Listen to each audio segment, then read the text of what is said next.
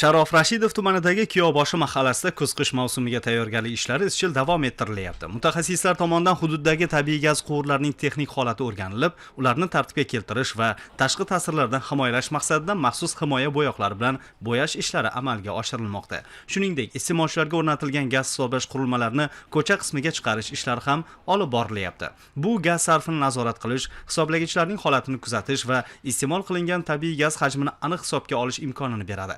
Ayni jarayonda gaz tarmoqlari, hisoblash qurilmalari va boshqa gaz jihozlarining texnik holati ham o'rganilib, xavfsizlik talablariga qat'iy rioya etilishiga alohida e'tibor qaratilmoqda. Davlatimiz rahbarining energiya sohasiga bag'ishlangan yig'ilishlarida berilgan ko'rsatmalarga asosan Respublika ishchi guruhi hozirda Jizzax viloyatining Shavrashiyev tumanida o'z faoliyatini boshlagan bo'lib, hududlarda gaz sohasiga oid demak tavsiyalar, ishlarni yanada takomillashtirish bo'yicha bir qator ishlar tashkil etishgan.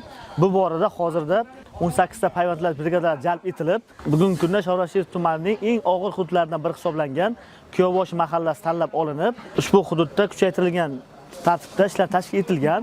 Har bir hududdagi gaz tarmoqlarini to'liq loyihalasi ishlab chiqilib, estetik jihatdan tartibga keltirishlar amalga oshirilmoqda. Bu ishlar yakunida hudud tabiiy gaz iste'molini soatlik, kunlik va oylik to'liq yuritish, manfiy tafovutni to'liq keskin qisqartirishga erishish ko'zda tutilgan hamda barcha xonadonlardagi gaz jihozlarini energiya tejamkor gaz jihozlariga o'zgartirish orqali tabiiy gazni iqtisod qilishga erishishi belgilanib, aholi o'rtasida targ'ibot, tashviqot ishlari amalga oshirilmoqda. Kuz-qish mavsumiga puxta tayyorgarlik ko'rishdan asosiy maqsad yuzaga kelishi mumkin bo'lgan nosozliklarning oldini olish, gaz tarmoqlarining barqaror ishlashini ta'minlash hamda iste'molchilarga ishonchli va xavfsiz xizmat ko'rsatishdan iborat.